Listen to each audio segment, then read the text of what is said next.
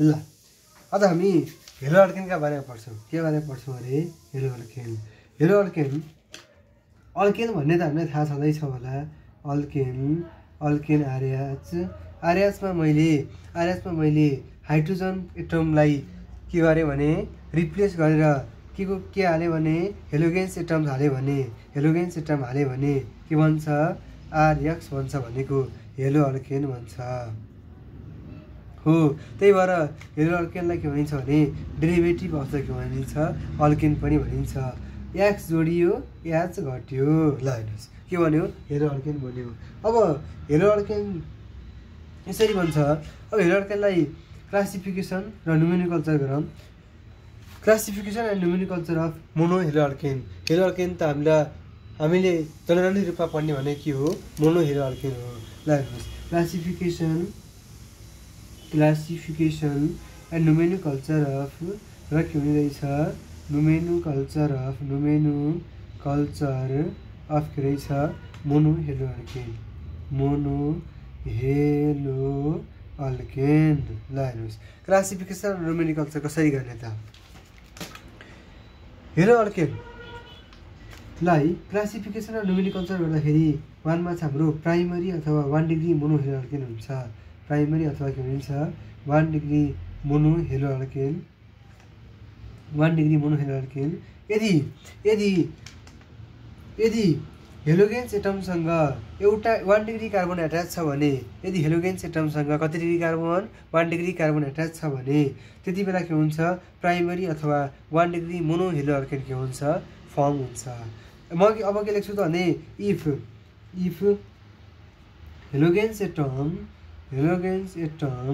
Is attach with कोसँग 1 degree कार्बनसँग then त्यति बेला प्राइमरी अथवा 1 डिग्री मोनो हेलो अल्केन के हुन्छ फर्म हुन्छ। हेलो अल्केन के हुन्छ फर्म हुन्छ। बुझिन्छ नि। ल हेर्नुहोस् है अब इक्जाम्पलमा हेर्नुहोस् त CH3Cl है CH3Cl मात्रै लेख्ने बिहार पनि लेखौँ है CH3CH2I।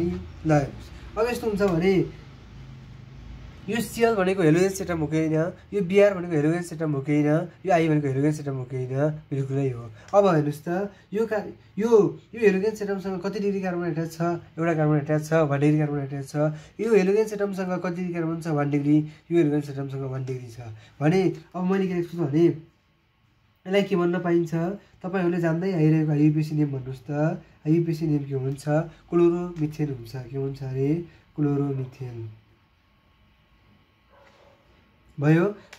कमनतिर जाम कमन नेममा यसलाई के भन्न मिल्छ मिथाइल क्लोराइड हो। अब ब्रोमाइडतिर जाम मिथाइल ब्रोमाइड बनाउने भयो के भन्ने भयो मिथाइल ब्रोमाइड हुने भयो। अनि के हुने भयो ब्रोमो के हुने भयो मिथेन हुने भयो। अब आइडोतिर जानुहोस् त आइडोतिर जान सकिन्छ। अब हामी सिधै के जान्छौँ त भने अलिकति कम्प्लेक्स पनि लेखौँ न कति सजिलो मात्रै लेख्ने होइन CH यता CH3 यता CH2Cl हुने भयो। यदि योसँग कतिवटा कार्बन एट्याच छ एउटै कार्बन एट्याच छ तर ट्विस्ट के छ भने कमन नेम लेख्ने बेलामा यसलाई हामी आइयुपिएसी नेम त हामीले सजिलै लेख्न सक्छौँ। आइयुपिएसी नेम त हामी यसलाई सजिलै लेख्न सक्छौँ। के लेख्न सक्छौँ 2 methyl chloro 2 methyl 1 chloro propane लेख्न सक्छौँ। 1 क्लोरो के लेख्न सक्छौँ प्रोपेन लेख्न सक्छौँ। तर कमन नेममा हेर्नुहोस् त कमन नेममा हेरी यो छ यस्तो आइछ भने के लेख्ने भन्ने आइसो लेख्ने अरे। के लेख्ने अरे आइसो लेख्ने। अनि कतिवटा कार्बन एट्याच छ गर्ने एउटा दुईटा तीनटा चारवटा सबै कार्बन गर्न पर्यो एउटा दुईटा तीनटा चारवटा आइसो ब्युटाइल के हुन्छ क्लोराइड हुन्छ है। अब 2 नम्बरमा छ हाम्रो सेकेन्डरी अथवा 2 डिग्री मोनो हेलो अल्केनतिर जाम सेकेन्डरी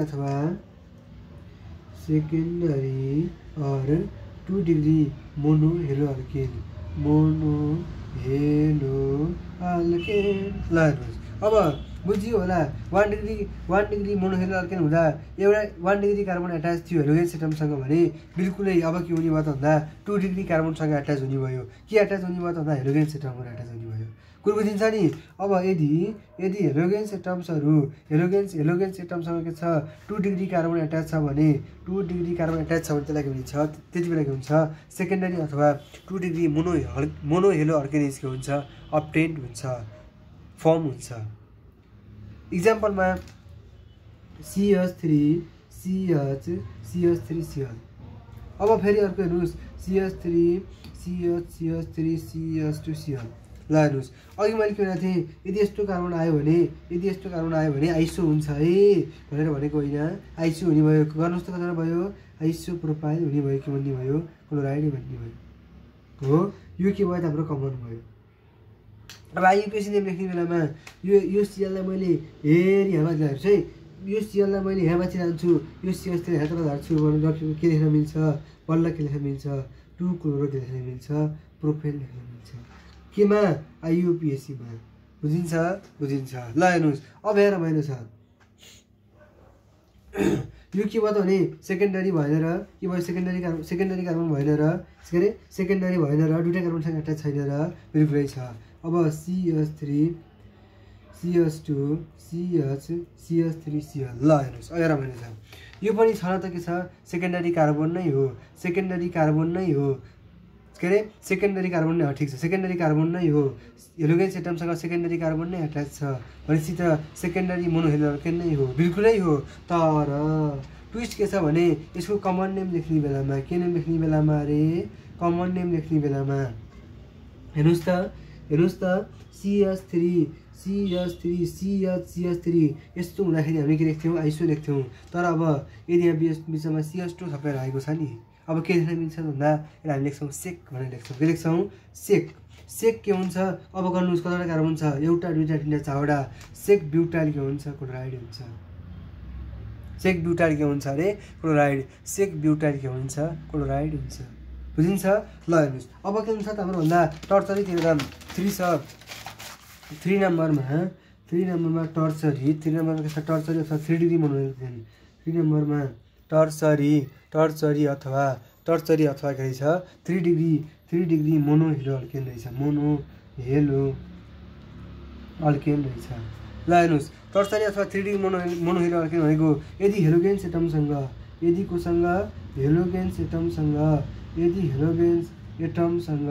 3 डिग्री कार्बन एट्याच छ भने कति डिग्री कार्बन एट्याच छ भने 3 डिग्री कार्बन एट्याच छ भने त्यति बेला के हुन्छ टर्चरी अथवा 3 डिग्री मोनोहेलो अल्केनेज के हुन्छ अब्टेन्ड हुन्छ। के हुन्छ अरे अब्टेन्ड हुन्छ।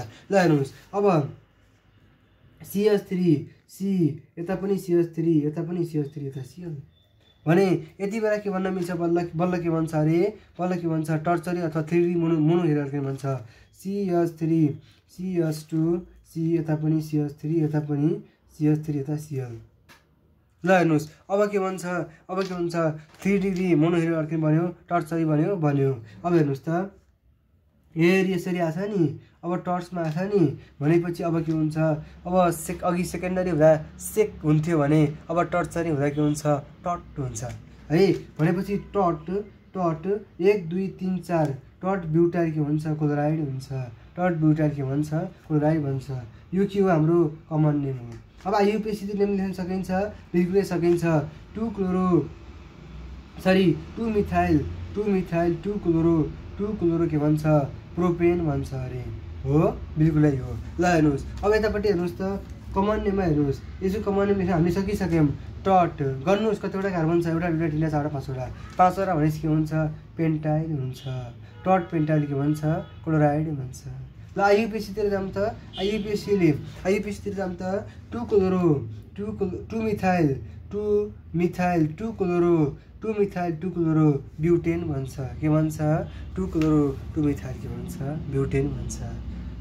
ल अब हाम्रो के सकियो त भने क्लासिफिकेसन एन्ड न्युमेरिकल्चर अफ के सकियो मोनोहेलो अल्केन सकियो। Classification and nomenclature of monohalo alkane हाम्रो सकियो। अब हामी मोनोहेलो अल्केनले कस्तो आइसोमर फर्म गर्छ त मोनोहेलो अल्केनले कस्तो आइसोमर फलो गर्छ त भन्ने कुरा बुझौँ। अब हेर्नुहोस् त isomer followed by the mono halo alkane के अरे आइसोमर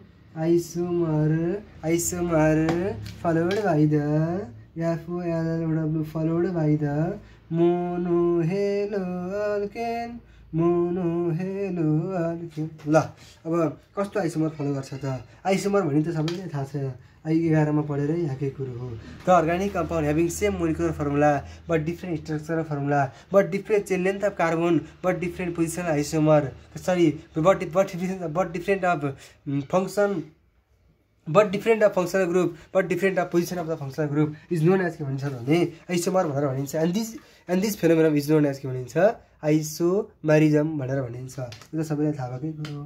अब यसको डिफिनेसन त्यो लेख्न त म लागिनँ। अब हामीले कस्तो आइसोमर फलो गर्छ भने एउटा चेन आइसोमर फलो गर्छ। कस्तो आइसोमर फलो गर्छ चेन आइसोमर फलो गर्छ। चेन आइसोमरले के भन्छ the organic compound having same molecular formula the organic compound having same molecular formula having के हुन्छ सेम मोलिकुलर फर्मुला हुन्छ एउटै के हुन्छ मोलिकुलर फर्मुला हुन्छ तर फर्मुला बट के छ भने डिफ्रेन्ट के छ चेन लेन्थ अफ कार्बन छ तर डिफ्रेन्ट के छ चेन लेन्थ अफ कार्बन यसको चेन लेन्थ अफ कार्बन फरक छ भने त्यति बेला के भनिन्छ चेन आइसोमर भनेर भनिन्छ अथवा के भनिन्छ and this phenomenon is known as के भनिन्छ चेन आइसोमेरिजम भनेर भनिन्छ के भनिन्छ चेन आइसोमेरिजम भनेर भनिन्छ। इक्जाम्पलमा हेर्नुहोस् त CH3 CH2 CH2 CH2 Cl ल हेर्नुहोस् चारवटा कार्बन छ चारवटा कार्बन भनेपछि मैले के लेख्न मिल्छ 1 क्लोरो ब्युटेन लेख्न मिल्दैन 1 क्लोरो ब्युटेन लेख्न मिल्छ भनेपछि ल हेर्नुहोस् है अब यसको चेन लेन्थ फरक हो कि होइन चेन लेन्थ अफ कार्बन फरक हो नि त। अब यसरी थियो हाम्रो कार्बनको चेन कसरी थियो यसरी थियो अब मेरो कार्बनको चेन यस्तो भन्छ अरे भनेपछि के भयो त भने फरक भएन। अब मैले के बनाउँछु एउटा दुईटा तीनटा चारवटा बनाउँछु र के भन्छ यता सियर हुन्छ CH3 CH2 CH यता CH2 यसरी बन्ने भयो हाम्रो CH3 बन्ने भयो यसलाई 2 3 4 ठिक छ। अब फरक बन्यो यति बन्यो भयो आइसो बन्यो आइसो 1 2 3 4 आइसो ब्युटाइल के भन्छ क्लोराइड भन्छ हो। यसरी के हुन्छ भने यसरी के भन्छ मोनो हेलो अल्केनले चेन आइसोमर फलो गर्छ चेन आइसोमरिजम के गर्छ फलो गर्छ। यो 1 नम्बरको यो भयो। 2 नम्बरमा छ हाम्रो पोजिसनल आइसोमर के छ अरे पोजिसनल आइसोमर अर्को के पनि फलो गर्छ अरे पोजिसनल आइसोमर पनि फलो गर्छ अरे। The organic compound having same molecular formula but different के छ position of the functional group the organic compound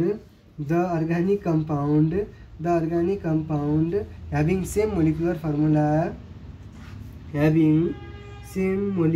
formula एउटै मोलिकुलर फर्मुला त छ तर के छ डिफ्रेन्ट के छ position of the functional group के छ पोजिसन फरक छ भने त्यसलाई के भनिन्छ त्यति बेला के हुन्छ पोजिसनल आइसोमर भनेर भनिन्छ। And this phenomenon is known as के भनिन्छ पोजिसनल आइसोमेरिजम के भनिन्छ पोजिसनल आइसोमेरिजम। अब हेर्नुहोस् positional isomerism CH3 CH2 Cl गरायो भने मैले यति बेला 1 क्लोरो के बनाउँछ प्रोपेन हुन्छ सबैलाई थाहा भएकै कुरो हो। अघि भर्खर पनि भनियो 1 क्लोरो के बनायो प्रोपेन बनायो। अब के हुन्छ फङ्सनल ग्रुप फरक छ नि त फङ्सनल ग्रुप फरक छ भने CH3 यता Cl आउँछ त CH3 भन्छ हो यो फङ्सनल ग्रुप हेमाथि आयो हो यसरी के हुन्छ भने यसरी मोनोहेलो अल्केनले के फलो गर्छ पोजिसनल आइसोमर फलो गर्छ अथवा के फलो गर्छ पोजिसनल आइसोमेरिजम फलो गर्छ। ल अब हामीले यहाँ क्लासिफिकेसन नोमेनक्लेचर र के सकियो त हाम्रो भन्दा आइसोमर फलोड बाइ द के सकियो मोनोहेलो अल्केन सकियो। अब हामी अर्को भिडियोमा हामी method of the preparation of monohalo alkane लिएर आउनेछौँ। यतिन्जेलसम्मलाई बिदा दिनुहोस्। हस्त धन्यवाद।